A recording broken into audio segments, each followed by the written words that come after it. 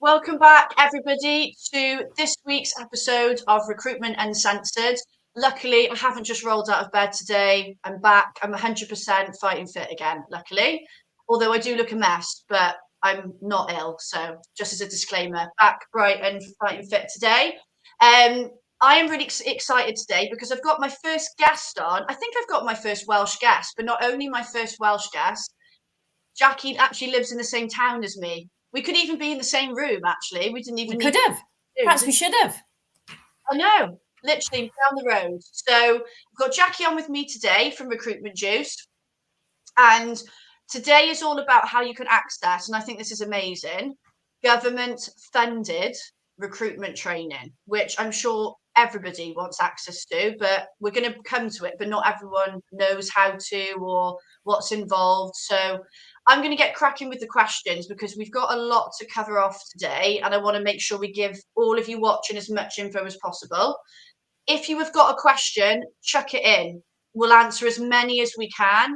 Any we don't get to answer, Jackie's on the LinkedIn group, at the LinkedIn event, sorry, so she can go and answer it after. So you will get your answer to your question. So let's get going.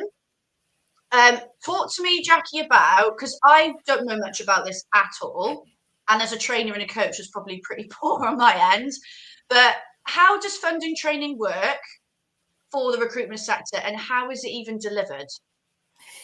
Okay, so in terms of funded training, it is available to every recruitment business. Amazing.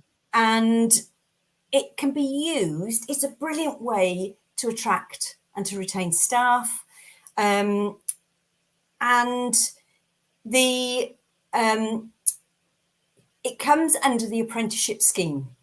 And please don't switch off at this point, because people hear the word apprenticeships and think, oh, that's me out. It's 16, 17-year-olds and that's not going to work for our business. But the truth is, it absolutely can. It won't work for everybody, but it absolutely can. So it's not just for 16, 17-year-olds. You don't need to be on an apprenticeship contract. You don't need to be paying apprenticeship wages. And these days, apprenticeships go up to degree level. So this isn't just about, yeah, absolutely. A level 7, I think, is degree level. We go up to a level 5 with the programs that we operate, which is a kind of foundation degree. There is some really valuable training available, and we specialise in the recruitment sector. Of course, we're talking about funding across the board for all kinds of different things, but today we're talking specifically about recruiters and how it works for them. 98%, I think, of the Juice learners are adults. We have a couple of school leavers, but very few. The vast majority are people who have just started in the recruitment industry or they've been promoted. And what you need to do is demonstrate that you're developing substantive new skills. That's the phrase the government uses.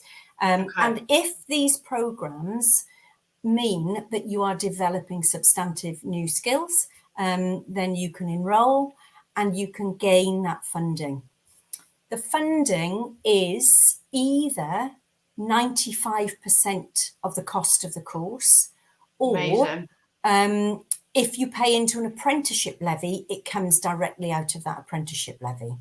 So the most that you're going to be paying for this kind of training, and I'll tell you more about what the training looks like in a second, but the most that you're going to be paying is around about £15-16 a month. Nothing. I know. So it's absolutely worth considering whether this kind of training is right for you. So you're talking about, and if the person doesn't stay on program, you're not committed for any further time. So you pay for the months they're on program. We absolutely don't suggest that you only put people on for a short amount of time. And in fact, we spend a lot of time making sure that people are committed to completing the whole program. The programs are between 12 and 24 months in length. And we offer, and the recruitment related programs that I think probably relate to most people watching this today would be a resourcer program, which is a 180 recruitment program. We do a Yeah. 360 recruitment program. There's a sales exec program, Oh, that's which cool. is, yeah, the sales exec program is really for those people who are perhaps developing really major accounts. So it's that next level. It's not the recruitment consultant program will cover sales absolutely in a day-to-day recruiter's life. The sales exec might be a national accounts type role. It's that sort of sales. We then do a team leader program. And how good are we in the recruitment industry at promoting people, but they're not giving them any training, I was especially in literally just management? going to say, I wish I had been given that when I was put Yeah, into a management role. yeah, That would have been yeah, amazing. yeah, yeah, Amazing. yeah, absolutely. And I think they're probably the ones that are most overlooked because they're a good recruiter. They get promoted and then They'll they're be not fine. supported at all. Yeah. So the perfect, and then the other two that we do is as senior management. So those moving into more of an operational management, managing managers, and a business admin. So the administrator that is supporting the team and everybody in between really could be on a development program that is Yeah. funded. The manager's So manager one is a really good one yeah, as well. I just yeah, didn't even realize it when I kind of knew it did like consultant level, but yeah, on from that, did not yeah, realize you could do it further. yeah, yeah, exactly. And the principles are pretty much the same. So the recruiter resourcer, business admin, and team leader programs are all 12 months in length, and then they've got 3 months at the end to complete an endpoint assessment. So through, and then the sales program is 18 months, and the senior management is 24 months. That's a bigger program. But Yeah. the principles are the same. So they're all allocated a mentor. And the beauty of this is that they've got this mentor that's an external person that is going to guide them through their program and keep them on track. So So it they, takes it off the manager's hands then. Well, yeah, if yeah, they're not like the manager's manager or whatever, but they've got some support with that as well, haven't they? exactly right. And it keeps them accountable, it keeps them on track. But it is also somebody that that individual can go to and say, I don't get this. I really need some help. And I've asked my manager and they're too busy. Or maybe I've asked my manager and I didn't understand it from what they've said.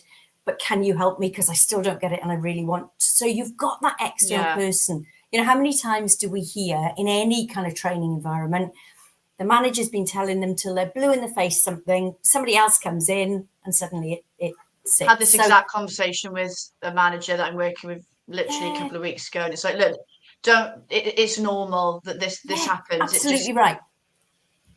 Exactly right. just takes that So external person, doesn't it? Sometimes. yeah, yeah, yeah, absolutely. With a slightly different viewpoint and away they go.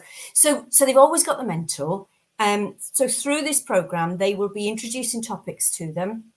And I guess the way to look at this isn't going to replace an induction. So you're not going to suddenly come into the business, hand them over to this program and expect somebody to pop out the other end.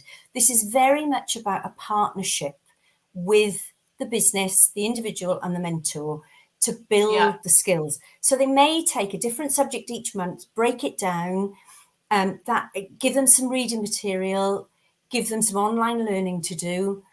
They will then send them off into the workplace. They will then put that into practice, demonstrate that they're competent, come back the next month with the mentor. They'll sign them off as competent and then they move on to the next subject. There's a whole raft of resources, and depending on where you get your apprenticeships from, we all deliver them in slightly different ways. Juice will give all the online juice training. So they've got a huge amount of resources. We've recently Mm. partnered with Franklin Covey. Have you ever heard of Stephen Covey's 7 Habits of Highly Effective Yes, I People? love that book. Yeah. Love it. We did the second session this week and it is awesome. So I'm trying Oh, very hard honestly, this I love week all to that stuff. begin with the end in mind. You know, Yes. it's brilliant stuff. So everybody gets Timeless. that as well. Yeah, it is timeless. It's been around a long time actually, but so effective, so effective. So Mm. everybody gets that as well as part of their. So we're looking to develop people holistically. We're certainly going to give them tools to develop their recruitment skills, their management skills, their sales skills, etc. But we're also looking at developing them from a personal development point of view as opposed to just that professional development. They'll also get webinars with us that are industry related or topic related, depending on which program they're on. So they have live webinars. They've got a whole raft of different things to work through the year to get out the other end.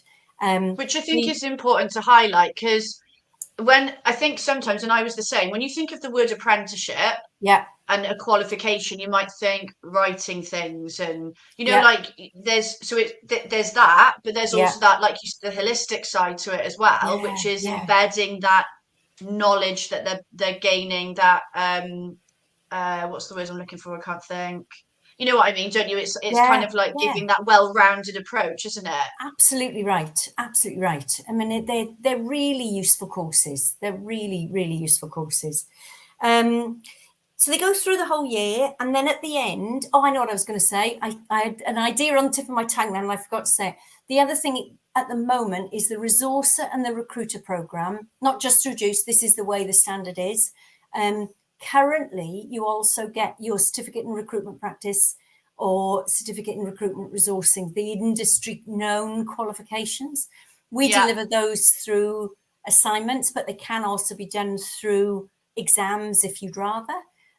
So you've got the choice as to how you approach Oh, you can that. pick. Yeah, yeah. I'd At the rather an moment, assignment, I think, than an yeah, exam. yeah, yeah. We offer the most, I would say, 97% of all of our learners opt for the assignments. But we guide them through them. They give them, we give them lots of information to be able to achieve those. So there's a lot going on. However, the apprenticeship standard is changing this year, and those qualifications are being removed. This isn't a Juice thing. This is about the Yeah, standard it's a itself. standard thing for So everyone. you can still go ahead and do that, and we can still offer that separately, but it's not encompassed into this program anymore. There's quite a lot of work involved in completing assignments, so it was deemed that it was better to work through the program than add that in as well. So Yeah. that's where we're at with that. So huge amount of resources. They get to the endpoint assessment, and they then have an external assessor that will go through what they've done, and they'll have the opportunity then to demonstrate their competence. And they're then judged, basically, the mentor has been assessing you all year. The external assessor gives that seal of approval to make sure that you are actually competent and we're not just ferrying you through. Yeah. And Mm. Jews at the moment are on a 98% distinction rate. The only reason that we haven't got 100% distinction rate is that one individual didn't turn up for their endpoint assessment. They were all through but didn't get there. So, you can pass really well, and No, the that's feedback's good. great. They're great programs for the right people, and we'll talk about in a second, I'm Well, sure. that's leading to my next question, actually, which Yeah, is, because I think this is an important point, isn't it? yeah, Is who do the programs suit? Because we could have people, we can have people watching at all different levels of a yeah, recruitment business. So yeah, yeah. who are the programs right for, basically? Yeah. So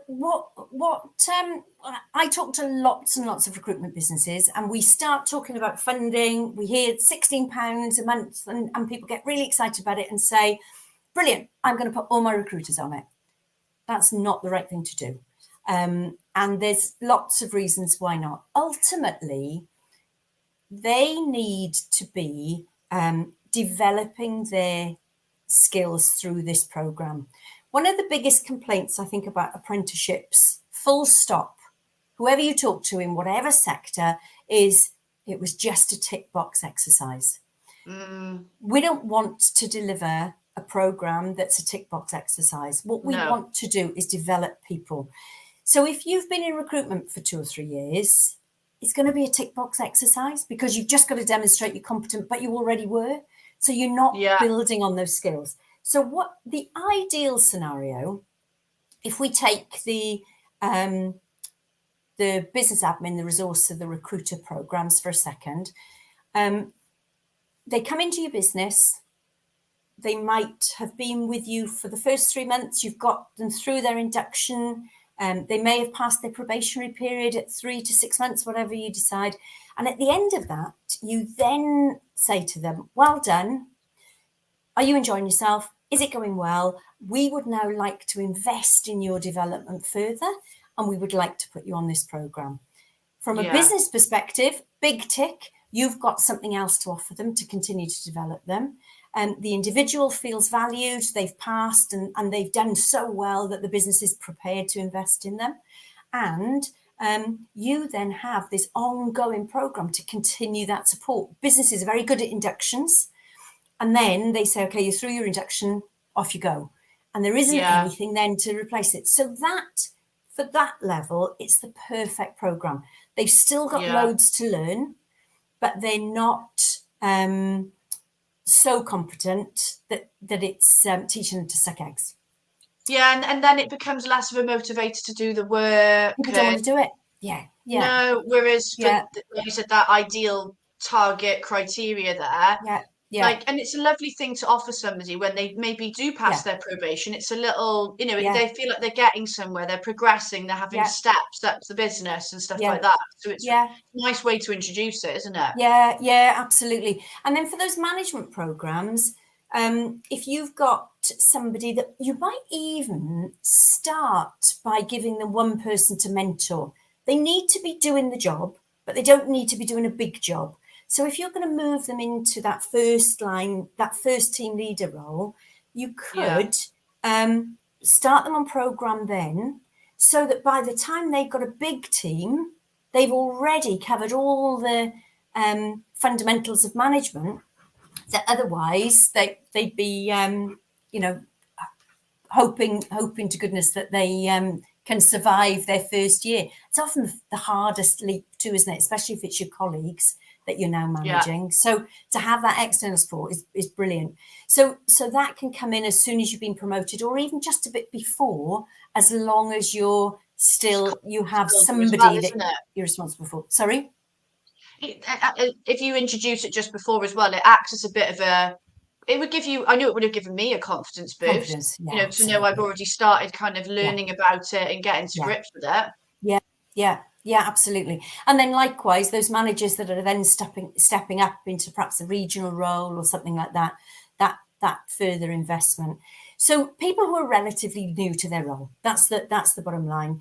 But they have to want to do it. And I'll tell you in a minute about but please, if anybody's watching that thinks, right, that we're going to make this a standard, it's a nice idea, but there's quite a bit of commitment involved. And so you want to make sure that people really are on board with this before you just do it to them. Don't do it to them. Get people to so they need the commitment. I've got a question around commitment, but I think the one thing that is really resonating with me, and you brought it up at the start, is this is amazing for retention. And that's something we 100%. Experience a lot in recruitment, is this churn of people. And what I see a lot is, and you might see the same, is, it gets blamed a lot on, oh, well, they just weren't right or they weren't very good, especially when they're new. But actually, it's because you haven't supported them enough and they haven't got the tools, knowledge-wise and skills-wise, to cope. It's a difficult job. And this gives that support to those agencies 100%. When maybe the managers haven't got time to be like training at their desk every day. Yeah. And also to attract people in the first place. We all know. Exactly, the economy's tough, but things will improve. And as soon as we start to see an upturn, people are going to be hiring like mad. But if they haven't got that, they've got to stand out. Yes. As an employer of choice. And this is a fantastic way to bring people in. And, everybody wants to be invested in. Everybody expects to be invested in, actually, not even wants to. They want to know what's in it for them. So this is a brilliant way to demonstrate that. So it does. I've got a couple of agencies. There's a couple of clients of mine that I know that they already utilize this, and it just works amazingly. It really does, and they really enjoy it as well. and it's part of what, it's not the only thing that's kept them in the job. There's lots of Yeah. things that's, but it's been a nice thing for them to work towards as well. But you Absolutely. brought up commitment, and I think that's something that we should definitely talk Yeah. about, Yeah. is Yeah. what is the level of commitment involved? Because I And think the that, eligibility, I think, yeah, is so. The commitment is, first of all, let's talk about the eligibility. They've got to be employed for 30 hours a week. The programs that we offer, we're only approved to deliver these for people who are in England. There are separate schemes for Wales. There are separate schemes for Scotland and Ireland. okay. But for us, it's just England, which is a bit bizarre since we're both sitting in Wales. But I know. that's the way it is. Well, we don't get Um, anything over this side of the bridge, do we? no, I don't think there are recruitment standards. We offer kind of parallel programs, but they're not funded. So yeah.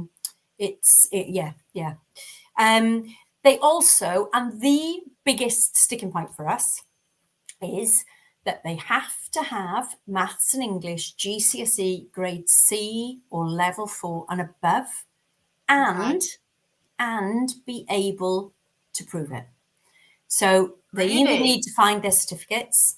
We have a register, we can look people up, but depending on when they did their qualifications and where they did their qualifications, they may not appear on the register. Dig those GCSE certificates out, guys. I know. And if I had £1 for every person that said it's probably in the loft, I'd be going on that nice big One of holiday. my parents has got mine. I don't know. Yeah. No, everybody's in That the was a same while boat. ago now. It's a big pain in the neck, even if you've got an English degree or a master's. We don't care. What Still we want the care about, GCSE. yeah, actually, we really care. But the government has rules that we have to follow. So it's totally out of our hands. They have to have it. There's lots that we can do to help to get people through an equivalent called functional skills, but we don't offer that at the same time. Some providers do. We used to. The truth of the matter is that people don't do it.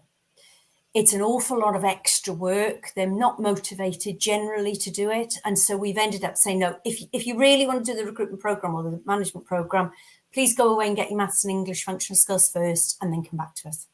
So that's a big one. I spend way too much time talking about the maths and English. The other big thing in terms of commitment is that they need to demonstrate that they are developing their skills for 6 hours a week.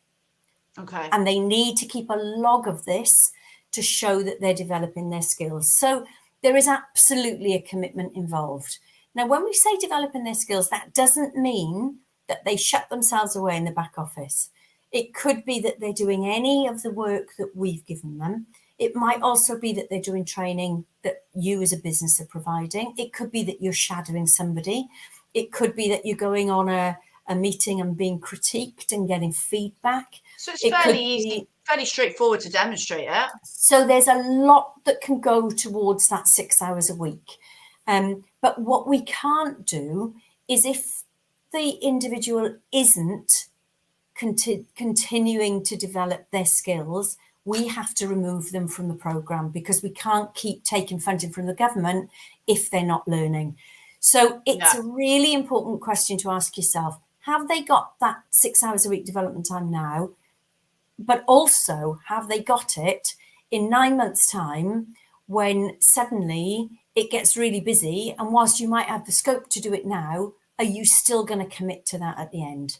And you're going to support them to do it as well. And you've hit the nail. And another point that I've got here is the success or failure of these programs often comes down to the management being behind it and supporting it. They don't have to do lots. The expectation is not for them to provide lots, apart from a huge amount of support. So if they've got an assignment to complete or they need to demonstrate they're competent, what we need is that they can go to their manager and say, right, I've got to do this month. Can you help me with that? Can you just, guide me through? Does this look okay? Before I submit it, does this look okay? That makes for a much better learning experience for the individual because they know that they're not doing this independently and nobody really cares. That applies for all training, Yeah. really, doesn't it? You know, if nobody shows an interest, the chances of them applying, They've got to be learning. just as bought into it. Yeah, yeah. And that's, so as long as they're up for it, they pass all the criteria in terms of where they live and their qualifications, and they're going to develop their skills, this is a superb program. And the feedback we get from learners that have gone through this has been incredible. And as long as it's the right program for them, they will have a superb learning experience, and it really adds value. Yeah, and I actually like the level of commitment involved, because I feel like the people that will end up completing it and doing it will be the right people, because they are Totally agree. putting, it's a Yeah, test in a way, isn't it? I feel like the level of yeah, commitment, because that in itself shows yeah, they really want it, yeah, to yes, do that level of work. So yeah, I think it's actually a good thing that it's not this easy thing yeah, to do. Like, I yeah, won't name the name of the qualification because I don't want to like badmouth anything. But I remember when I was in college, we had to do something. It's only done in Wales, yeah, and it was, like a little tick box thing. Oh, I've got an extra qualification. It was minimal commitment. It yeah, was yeah, the tutors weren't bought into it. I couldn't tell yeah. you what I've gained from having that at all. No, no. I So think I know the one you're talking about. My son's going through it at the moment. yeah, I don't But know if you're it's right. changed now. You know, This yeah, years ago, but I remember yeah. thinking, "What are you bloody doing What this? was This is a that? waste What was of that all time." about? Yeah, I know, I Yeah. know. And Whereas this it's is important. different. Yeah, yeah. It's Yeah. very tailored. You know, we understand the recruitment industry really well. And so it's also important, whichever provider you choose, you know, do they get it? What you want is a mentor that gets your industry. So Mm. you don't necessarily want somebody that's going to do a finance one in the morning, you know, a mentoring session in the morning.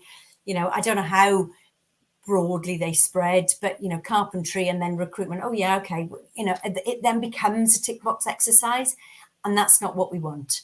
You know, we pride ourselves on really producing great staff as a Yeah. result of it. So there's lots of options out there for people. I'm going to come back to you because I know you've Mm, got a top tip to share. Before I do, just to round up the next episode of Recruitment Uncensored. So mm. the next date is the 15th of May, which I literally cannot believe that we're already on the 15th of May. Normal time, 12:30. Now, I've got Dan Cohen on with me of Mixil, and we are going to be talking about in that episode, sorry, all about how to utilize and benefit from DE&I data. So, if you're interested in this episode that I've got coming up, go back and watch the one I did with Joe Major, which I believe was about June time last year. It was around, she's one of my first guests. I'll chuck it in the comments for this as well. But this is going to be a really informative and highly beneficial episode for your agency, especially if you're passionate about DE&I. So yeah, that's 15th of May, 12:30. So I'm going to come back to you now, Jackie, for a top tip, which is this: explore it, don't dismiss it. What do Yeah, you mean by this? yeah. Look, apprenticeship schemes, at first glance, people dismiss it really quickly. Don't do that. It may not apply for everybody in your business, but there is real value to exploring these programs for an element of your team, and they'll get real benefits. So if you want any Yeah. more information on that, I'm more than happy to share. There's no commitment. You know, in fact, we spend a lot of time really checking that people want it and it is right for them. So we won't push you into anything that isn't right, but it's absolutely worth exploring whether it is right for individuals in your business. Yeah. No, do you know what? I've really enjoyed this chat today because I've obviously benefited because I've learned more about it. But I think for anyone watching, this is just a massive thing you can integrate into your business, but at a Yeah, low cost. It's solving a lot of absolutely. problems, Yeah, basically, isn't it? And yeah, addressing a lot of issues. And look, training for me, especially when people are new to recruitment, essential. If you're not doing it, there's no wonder people aren't working out. And yeah. this again backs that up. So yeah, I think it's amazing. For anybody watching, so we're just coming to the end of the episode. If you're watching this back on YouTube, chuck questions in still and contact Jackie. If Yep. you've watched it live, Jackie is a speaker in the LinkedIn Live event. Connect with her if you haven't done so already. And like her top tip says, explore it. Don't dismiss it. If this, if you've listened today and you think this sounds really interesting, contact Jackie, put your questions in the group, the event, sorry, and look into it more, because it's something you should definitely be utilising. But we come to the end of today. Thank you so much, Jackie, for coming on. It's been really Thanks for informative. having me. I've really enjoyed it. And I hope it's been useful for Gavin's everyone. watched. Thanks, ladies. Very informative. Thanks for watching, Gavin. So Thanks, Gavin. yeah, it's been massively informative. And if you have watched it live, you can go and watch it again if you want to on YouTube. So thank you, everybody, for watching. I will see you in a couple of weeks. And remember to contact Jackie with your questions. See you soon.